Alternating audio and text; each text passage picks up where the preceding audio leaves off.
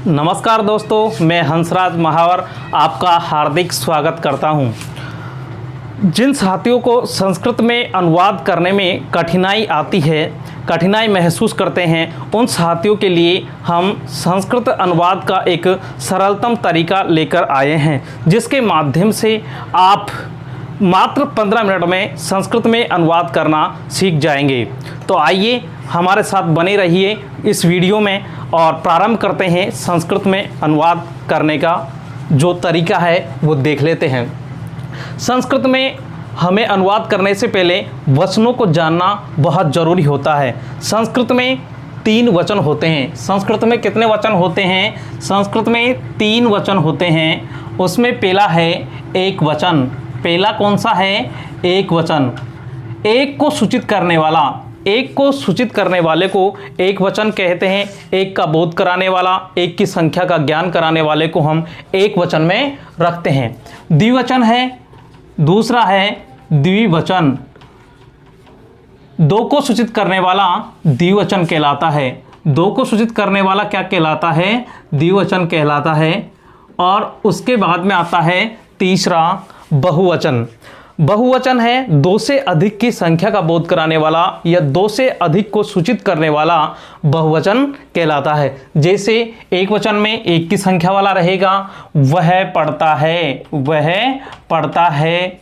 इसमें आएगा द्विवचन में वे दोनों पढ़ते हैं,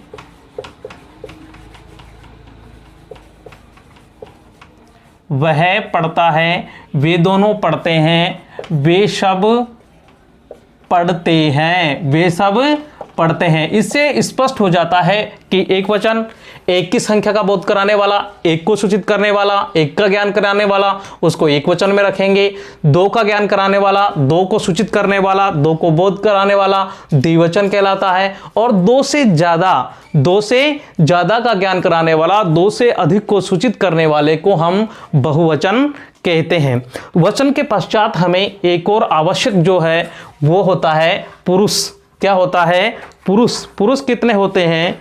पुरुष भी 3 होते हैं। वचन की तरह ही पुरुष भी कितने होते हैं दोस्तों? पुरुष भी 3 होते हैं। कौन कौन से होते हैं 3 पुरुष? वो देख लीजिए। प्रथम पुरुष कौन सा है? प्रथम पुरुष। एक हो गया प्रथम पुरुष। इस प्रथम पुरुष को अन्य पुरुष भी कहते हैं। ये बहुत आवश्यक है। अन्य पुरुष भी कहते हैं। प्रथम पुरुष को अन्य पुरुष भी कहते हैं। उसके बाद में आता है दूसरा मध्यम पुरुष। कौन सा पुरुष है दूसरा? मध्यम पुरुष। तीसरे नंबर पे आता है उत्तम पुरुष। तीसरे नंबर पे आता है उत्तम पुरुष। 3 पुरुष हैं। प्रथम पुरुष, दूसरा है मध्यम पुरुष और तीसरे नंबर पे है उत्तम पुरुष। देखिए इन पुरुषों से और वचनों से मिलकर के एक स्ट्रक्चर बनता है, एक ढांचा बनता है, जिसमें 3 पुरुष और 3 वचन मिलकर के कुल 9 कर्ता के रूप बनाते हैं। कितने रूप बनाएंगे? 9 रूप बनाएंगे। वो कौन कौन से हैं 9 रूप? वो हम देख लेते हैं। आप ध्यान से देखें। प्रथम पुरुष का एक वचन में आता है स। प्रथम पुरुष के एक वचन में क्या आता है? स यानी होता है वह। और स्त्रीलिंग में आता है सा। स्त्रीलिंग में क्या आता है? सा। और इसके बाद में आता है तव। तव यानी होता है वे दोनों। तव यानी क्या होता है? वे दोनों। तव यानी होता है वे दोनों। और स्त्रीलिंग में आएगा ते। स्त्रीलिंग में क्या आएगा? ते। जब हमारा वाक्य पुल्लिंग का है तो तव यानी वे दोनों का प्रयोग होगा। अगर वाक्य स्त्रीलिंग में है तो ते यानी वे दोनों हो जाएगा। ते यानी होता है वे सब। पुल्लिंग में जब वाक्य होगा तो ते यानी वे सब होगा। जब स्त्रीलिंग का होगा तो ता यानी वे सब होगा। ऐसे ही हम मध्यम पुरुष के कर्ताओं के बारे में देख लेते हैं। मध्यम में आएगा त्वम। त्वम यानी होता है तुम। त्वम यानी क्या होता है? तुम। युवाम। युवाम यानी क्या होता है? युवाम यानी होता है तुम दोनों। और यूयम यानी क्या होता है? तुम सब। यूयम यानी होता है तुम सब। उत्तम पुरुष में देख लीजिए अहम, अहम यानी होता है मैं, आवाम यानी होता है हम दोनों, और वयम यानी होता है हम सब, वयम यानी होता है हम सब। जब हम संस्कृत बनाएंगे तो कर्ताओं का विशेषतः ध्यान रखेंगे। जब स वह होगा तो स का प्रयोग करेंगे, वेदोन होगा तो तव का प्रयोग करेंगे, बेसब होगा तो ते या ता का प्रयोग करेंगे। और मध्यम पुरुष में देख लीजिए तुम होगा तो त्वम का प्रयोग करेंगे, तुम दोनों होगा तो युवाम का प्रयोग करेंगे, और तुम सब होगा तो यूयम का प्रयोग करेंगे। अगर मैं होगा तो उसके लिए संस्कृत शब्द होगा अहम, हम दोनों के लिए आवाम का प्रयोग होगा, और हम सब के लिए वयम का प्रयोग होगा। ये हैं कर्ता के नौ रूप बने। इसके अलावा हमें अब कर्ता के साथ साथ क्रिया का ज्ञान भी होना जरूरी है। तो क्रिया को संस्कृत में धातु कहते हैं। धातु के माध्यम से क्रिया ज्ञापित होती है। तो धातु जो धातु रूप है वो मूल जो धातु से विभिन्न लकारों में अलग अलग रूप बनते हैं। तो लकार के बारे में थोड़ा सा जान लेते हैं। लकार वैसे 10 होते हैं। लकार कितने होते हैं? 10 होते हैं, लेकिन हम 5 ही लकारों से वाक्य बनाएंगे। कक्षा 12 तक अधिकांशतः 5 ही लकारों का प्रयोग किया जाता है।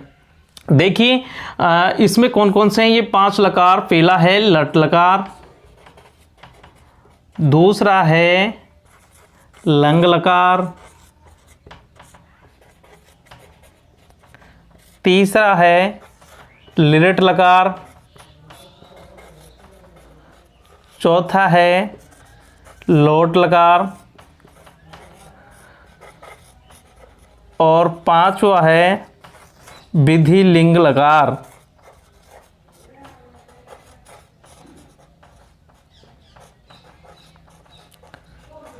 ठीक है। लट लकार का प्रयोग वर्तमान काल के लिए होता है। सब लट लकार का प्रयोग वर्तमान काल के लिए होता है। जब हमारा वाक्य वर्तमान काल में होगा तो हम लट लकार का प्रयोग करेंगे। जब हमारा वाक्य भूतकाल में होगा तो हम लंग लकार का प्रयोग करेंगे। जब हमारा वाक्य भविष्यत काल में होगा तो हम लिरट लकार का प्रयोग करेंगे। जब हमारा वाक्य आज्ञार्थक में होगा तो हम लोट लकार का प्रयोग करेंगे। जब हमारा वाक्य चाहिए अर्थ में होगा तब हम विधि लिंग लकार का प्रयोग करेंगे। एक एक उदाहरण देख लेते हैं। वर्तमान काल में वह पढ़ता है। जब वाक्य हमारा वर्तमान काल है तो हम लट लकार की क्रिया लगाएंगे। और वह पढ़ता था, ये भूतकाल का है, लंग लकार की क्रिया लग जाएगी। वह पढ़ेगा, ये वाक्य भविष्यत काल में है तो लिट लकार की क्रिया लगेगी। तुम पढ़ो, ये आज्ञार्थक में है तो हमें लोट लकार की क्रिया लगानी है। और तुम्हें ही पढ़ना चाहिए, तुम्हें पढ़ना चाहिए, तो ऐसी स्थिति में हमें विधि लिंग लकार का प्रयोग करना है। ये बात आपके अच्छी तरह समझ में आ गई होगी कि लकारों का प्रयोग किस तरह करते हैं। जब हमारा वाक्य वर्तमान काल में होता है तो हम लट लकार का प्रयोग करते हैं। जब हमारा वाक्य भूतकाल में होता है तब हम लंग लकार का प्रयोग करते हैं। जब हमारा वाक्य भविष्यत काल में होता है तब हम लिट लकार का प्रयोग करते हैं। जब हमारा वाक्य आज्ञार्थक में होता है, अनुमति लेने और देने अर्थ में होता है, तो हम लोट लकार का प्रयोग करते हैं। जब हमारा वाक्य चाहिए अर्थ में होता है तो हम विधि लिंग लकार का प्रयोग करते हैं। इन 5 उदाहरणों से आप अच्छी तरह समझ गए होंगे। तो आज हम वर्तमान काल में वाक्य बनाने जा रहे हैं। तो वर्तमान काल में वाक्य बनाने के लिए हमें लट लकार का प्रयोग करना है। कौन से लकार का प्रयोग करना है? लट लकार का प्रयोग करना है। तो लट लकार का प्रयोग करके आज हम वाक्य बनाते हैं। तो धातु ले लीजिए, पठ धातु ले लेते हैं। सबसे पहले हम पठ यानी होता है पढ़ना। पठ यानी क्या होता है? पढ़ना। पठ यानी होता है पढ़ना। पठ यानी क्या होता है? पढ़ना। पठ धातु लट लकार में, कौन से लकार में? लट लकार में। लट लकार का प्रयोग क्यों कर रहे हैं हम? क्योंकि हम वर्तमान काल के वाक्य बनाएंगे लट लकार में। पठ धातु लट लकार में किसके लिए भाई? ये वर्तमान काल के लिए। वर्तमान काल में या वर्तमान काल के लिए। जिस तरह हमने यहाँ पे एकवचन, द्विवचन और बहुवचन, प्रथम पुरुष, मध्यम पुरुष और उत्तम पुरुष का प्रयोग किया है, उसी तरह से यहाँ पर भी ये हो गया एकवचन, ये हो गया द्विवचन और ये हो गया बहुवचन। इसमें ये हो गया प्रथम पुरुष, ये हो गया मध्यम पुरुष और ये हो गया उत्तम पुरुष। यहाँ हो गया पठती, पठतः, पठन्ति, पठसि, पठतः, पठतु, पठामि, पठावः, पठामः। देखिए जिस तरह यहाँ पर एकवचन, द्विवचन, बहुवचन है, उसी तरह यहाँ पर एकवचन, द्विवचन और बहुवचन है। जिस तरह यहाँ पर प्रथम पुरुष, मध्यम पुरुष और उत्तम पुरुष है, उसी प्रकार से यहाँ भी प्रथम पुरुष, मध्यम पुरुष और उत्तम पुरुष है। अर्थात कर्ता के 9 रूप है। ये कर्ता के भी कितने रूप हैं? कर्ता के भी यहाँ पर 9 रूप है, 9 स्थान है। उसी तरह से क्रिया के भी यहाँ पर 9 रूप है, 9 स्थान है। दोनों बराबर हैं, तो दोनों बराबर हैं, तो इससे ये पता चल रहा है हमें कि इनकी संख्या दोनों की बराबर होने से यहाँ पे एक के साथ में एक का ही प्रयोग होगा।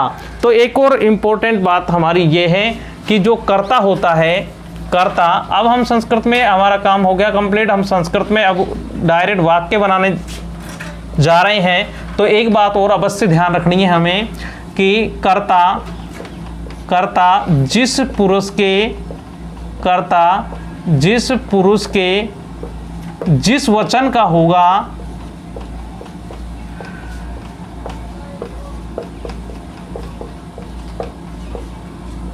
क्रिया भी उसी पुरुष के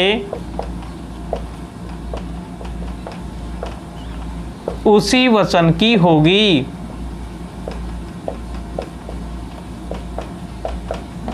ये बहुत इंपॉर्टेंट है, इसका जानना बहुत जरूरी कि कर्ता जिस पुरुष के जिस वचन का होगा, क्रिया भी उसी पुरुष के उसी वचन की होगी। यदि कर्ता प्रथम पुरुष का एक वचन है तो क्रिया भी प्रथम पुरुष के एक वचन की ही लगेगी। यदि कर्ता मध्यम पुरुष का एक वचन है तो क्रिया भी मध्यम पुरुष के एक वचन की ही लगेगी।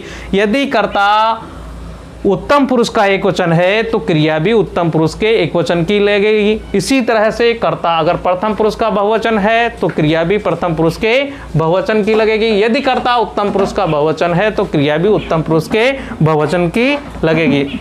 वाक्य बनाते हैं हम।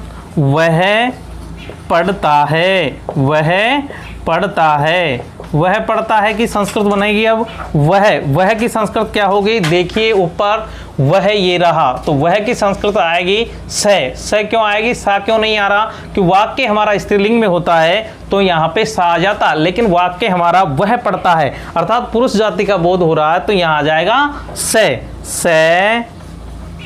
पठती, स पठती, वह पढ़ती है। अगर वाक्य हमारा होता वह पढ़ती है, वह पढ़ती है, तो हमारा वाक्य होगा सा, क्या आ जाएगा? सा। स्त्रीलिंग के लिए क्या आता है? सा पठती, वह पढ़ती है। उसी तरह से ले लीजिए, वे दोनों पढ़ते हैं, वे दोनों पढ़ते हैं, वे दोनों पढ़ते हैं, तो हमारा वाक्य बन जाएगा तऊ, पुरुष जाति का बोध हो रहा है, तव आ जाएगा। तव यानी होता है वे दोनों, तऊ पठतय, तऊ पढ़ते, तो पढ़ते क्यों आया? क्योंकि तऊ प्रथम पुरुष का द्विवचन है। कौन से पुरुष का द्विवचन है? प्रथम पुरुष का द्विवचन है, तो क्रिया भी हमारी प्रथम पुरुष के द्विवचन की पढ़ते लगेगी। अगर वाक्य होता अगर वे दोनों पढ़ती है, वे दोनों पढ़ती हैं, वे दोनों पढ़ती है, तो इसके लिए आ जाता ते, क्या आ जाता? ते पठत है। इससे स्त्री जाति का बोध होने के कारण यहाँ इसके लिए आएगा ते। तो देखिए आगे और देख लेते हैं एक आध अनुवाद हम। जैसे वाक्य बना हमारा, मैं पढ़ता हूँ, क्या बना, मैं पढ़ता हूँ। तो ऊपर वाले कर्ता में से हम देख लेंगे मैं कहाँ है, ये रहा। मैं कौन से पुरुष का कौन सा वचन है, उत्तम पुरुष का एक वचन है। तो यहाँ पर आ जाएगा अहम। अहम उत्तम पुरुष का एक वचन है तो क्रिया भी उत्तम पुरुष के एक वचन की लगेगी। अहम पठामि, अहम पठामि। हम सब पढ़ते हैं, हम सब पढ़ते हैं, हम सब पढ़ते हैं। हम सब कहाँ आएगा, मैं, हम दोनों और हम सब की संस्कृत होगी वयम। क्या होगी, वयम। तो वयम के आगे क्या आ जाएगा, अब वयम कौन से पुरुष का कौन सा वचन है, उत्तम पुरुष का बहुवचन है। तो क्रिया भी हमारी उत्तम पुरुष के बहुवचन की लग जाएगी। ये उत्तम पुरुष रहा आपका और ये बहुवचन रहा। तो वयम पठामः, हम सब पढ़ते हैं। तुम पढ़ते हो, तुम पढ़ते हो, तुम पढ़ते हो। तो तुम के लिए आएगा त्वम। क्या आएगा, त्वम कहाँ से लिया हमने, मध्यम पुरुष का एक वचन है। तो क्रिया भी मध्यम पुरुष के एक वचन की लग जाएगी। ये मध्यम पुरुष रहा और ये एक वचन रहा। त्वम पठसी, त्वम पठसी। धन्यवाद साथियों। अगर हमारा वीडियो आपको अच्छा लगा हो तो हमारे चैनल को सब्सक्राइब करें और बेल आइकन की घंटी बजाएं, अपने साथियों को फॉरवर्ड करें।